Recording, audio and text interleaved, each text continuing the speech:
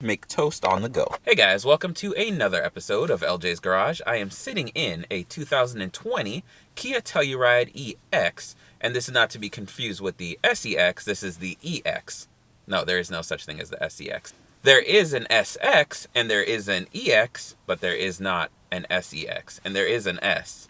But don't worry about that. We're only talking about the EX today. So this is one of my favorite trims, and it's because it's the price point that, first of all, the price point the Telluride comes in at is so competitive. And it gives you so much bang for your buck, which I'm going to show you guys that today. So the EX comes in right under the top trim, which is the SX, and then there is the SX Prestige, which is another like couple $1,000 package. But this one, I think, is just the sweet spot for most buyers. So let's talk specs first. Under the hood is a 3.8 liter V6. You're looking at about 291 horsepower and about somewhere in the ballpark of 262 torque. Even though the idea behind an SUV is never really for speed, this does do 0 to 60 in about 6.8 seconds, which is actually pretty good for an SUV. On top of that, you are going to get all-wheel drive if you opt for that. Otherwise, it will be front-wheel drive. The other thing is you're going to get a nice 8-speed transmission, which makes this thing shift oh so smooth. And even though this is not something most people do with a Telluride, you do have the option, if you equip this with the towing package, you'll be able to pull about 5,000 pounds, which is actually pretty good. And overall, I mean, I'm sitting back here and I'm oh so comfortable in this thing. And yeah, it's a nice SUV. So let's talk about the outside really quick. And you'll notice that it is pretty simple, but at the same time, it kind of does something that other SUVs aren't doing. It's got the amber headlights, which I'll give you guys a little shot of that. The grille is pretty nice. You got these 18-inch wheels. Another thing that might matter to a lot of consumers is gas mileage. You're looking at about 20 city, 26 highway. And honestly, you could probably do a little bit better than that if you don't have a lead foot. Let's face it though, if you have a V6 as opposed to those little 4-cylinders, you're probably going to be a little bit of a lead foot. And, you know, kids have places to be. Kids have things to do. And you have things to do and places to be, and people to do and things to see.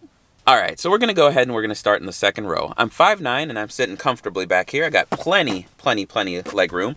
This seat is set for me, and that guy that would sit there, which is me, is also 5'9". So plenty of room for someone 6'3" even. And we'll hop back there in a second and talk about that. But before we do that, you're going to notice up at the top, this does have tri-zone climate controls. You are going to have cup holders there. And down at the bottom, you've got some outlets and charging ports. Nothing too crazy, other than the fact that you can make toast on the go. Another cool thing Kia does is they hide these little charge ports right on the back of the seat, and that looks pretty cool. Otherwise, you know, you really wouldn't know they're there. But with today's kids and technology, everyone needs charge ports. Another cool touch Kia does back here is you see that Telluride is written there on the back of these little speakers, or the front of these speakers. You got your cup holders there. All right, so let's talk about getting in and out of the Telluride. So you've got the second row here, easy access. But if you need to get to this third row, all right, so let's do that again. So let's say you need to get to the third row. There's one button here that you can push, and then you can also push this one, if this thing would focus. So you press this button, boom. And now you have access to the third row. So here I am in the third row. Like I told you before, easy access to get back here. Just the simple push of a button, the chairs do the rest. And so sitting back here, I'm actually pretty comfortable. I'm not going to say that I have tons of room, but compared to some of the third row SUVs I've been in the mid-size segment, it can be pretty cramped. However, in the Telluride, I don't actually find that I'm craving a whole lot more room. So as I said earlier, 5'9", I've got enough room to get my legs here, and this seat is still set for someone about 6 foot tall or so. I'd say they'd be touching the back of the seats, but they'd have enough room. If I wanted to and there was a shorter person, I could scoot this up a little bit. But otherwise, back here, you're going to have charge ports, and that's really it. Cup holders. Otherwise, pretty straightforward. Nothing too crazy to point out back here. All right, so this is the key for the Telluride. It's pretty cool because it looks like a little, you know, detonation button. You've got your lock, your unlock, your release for the trunk. So I'll go ahead and push that here. So I've removed the floor mats, and these are pretty nice. But you take these out, and this is what you have. This is all the space that you get, which is just enough to sit your little butt right here. Otherwise, there's not a whole lot of space with the third row up. And that's just something kind of pretty common with these. You have to decide if you want storage or you want space for people. So let me go ahead, and I'll show you guys down in here. You do get a little bit of under storage. So if you need to, you can put things and stuff, and it's pretty nice. And then when you're ready to put the third row down, you've got these little releases right here. Give them a pull. Oh, that That folds in, and that folds in. So now you can see I have more than enough space to sprawl out, and there's all of that good stuff there. And even better, let's say you want to put the second row down, what you can do, well, ignore that one, but you can see that one went down just perfect. The headrest can get in the way, but once you adjust the headrest, you're okay. And look at that, now you have plenty of loading space to put pretty much everything that you want in. And the only thing that kind of stinks is when you're ready to put everything back up, you have to do it manually. So hopefully you've got your protein shakes and your workouts, because these things are, they're pretty light actually, so you don't have to worry about much. Just a little pull, back in place, pull, back in place. And it's just that simple. So yeah. All right, so let's talk about the outside while I'm out here. You'll see you got these little kind of rainfall looking tail lights. And I think this thing is just so attractive. This is one of my favorite looking SUVs, and I know that I probably say that a lot in this video, but I do really like the Telluride. And I've been ashamed that it's taken me so long to film one of these, because they've been out for a while now and they were pretty hot to get a hold of. So I'm glad that now inventory and demand has finally kind of met somewhere a little bit closer to reality, and more people can actually drive these and share how awesome they are to own. On the front end, you're going to see this grille. This is just stunning. And overall, I mean, just an attractive SUV. And if you ask me, I would totally date a Telluride.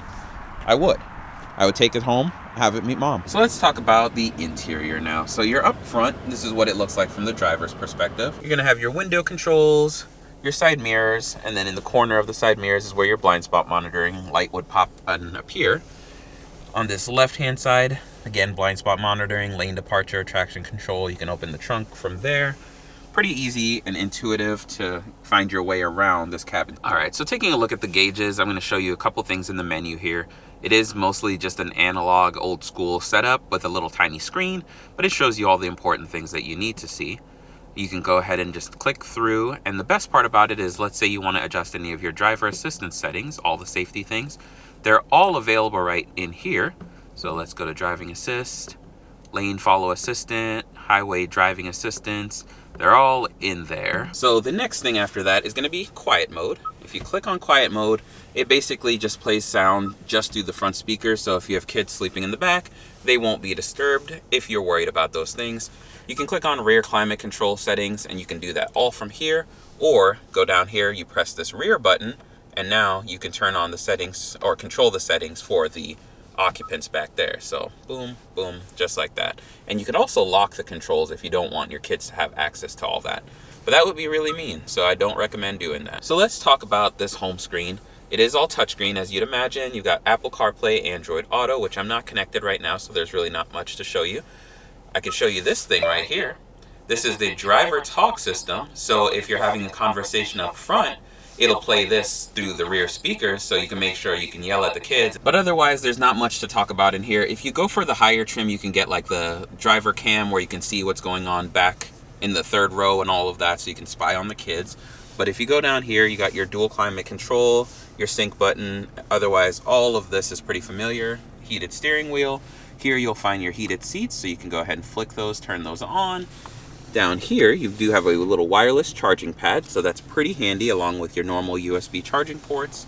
Take your attention down here, you've got cup holders and your different drive modes, so I do like that. And they're all pretty easy to figure out exactly what they do. So smart's always the smartest thing for you to choose. You do have your electronic parking brake right there, your automatic stop start, and pretty much everything else that you need to know has been addressed. In your center console, you've got plenty of storage. Boom. Then your glove box, you've got plenty of places for gloves, and then that's it. But overall, this is a nice place to be. Nice use of materials. There's nothing that I would really change or I think is a deal breaker, but everyone is entitled to their opinions, and this is just me giving you LJ's tour of the Telluride EX. Before I get into the driving experience of the Kia Telluride EX, thank you guys so much for making it this far, and if you're new to the channel, consider hitting that subscribe button, and special thanks to SVG Motors over here in Beaver Creek, Ohio. If you happen to be in this great state of Ohio, be sure to stop in and ask for Nathan. These guys have a great selection of cars, and without them, I would have a hard time finding some of these great rides. I'm gonna spoil this one for you and tell you that I really like this, if you didn't already guess that. And there's just something about this. It's so comfortable, it's so easy to drive. The V6 is plenty of power, and I don't really ever feel like I want more from this. And you know, maybe I'm just a easy person to please when it comes to SUVs, but I think that Kia delivered a great product and just feels good. You know, the lane departure works fine, the lane assist works fine, all their safety stuff works. I'm glad that I've never had to test any of them real world, but I'm assuming their forward collision avoidance system is great. Let me check it right now. Just kidding. I think anyone who gets in this is gonna have a great time. They're gonna enjoy this, and it just does everything well. You know, I wish that Kia made a cool high performance version for people like me that want a little bit more, you know, just throw a little turbo in there, put the motor from the Kia Stinger in this, and that would be pretty cool. Performance SUVs are kind of a big market, but let's get back to what we have here. It's so comfortable, and if you live above the snow belt like I do, the roads aren't always the best, and this thing handles them great. Oh man, I can do a little acceleration here. Easy. This thing doesn't even have to try. And I'd imagine if you took this on some roads where you had a little bit of inclement weather, the all-wheel drive system probably handles this very well. I haven't had the pleasure of trying a Kia product with all-wheel drive in rough weather, but from what I've seen and heard, they do a pretty good job. Steering, it's pretty SUV-like. There's nothing really to brag about, but it's not bad. And everything just feels familiar. You can get in one of these and feel at home, even coming from BMW, coming from Toyota, whatever it is that you drove before getting one of these, you would get in and you'd feel just at home. And I say that because from what I have seen, most people that love this have never had a Kia product. And Kia's come so far that I feel like this is what they need to keep doing, is giving people the best bang for your buck at a certain dollar value. And guess what? People seem to respond well to this.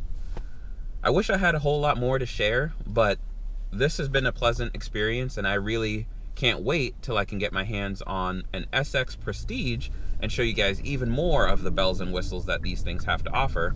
If you're on the market for one of these and you can't find one, be sure to check out a video I did recently on the Palisade, and that is luxury at a bargain in its finest. So without further ado, thank you guys so much for checking out yet another video in LJ's Garage. Be sure to hit that like button, comment button, subscribe button, and thank you so much for your time. I'll see you next time.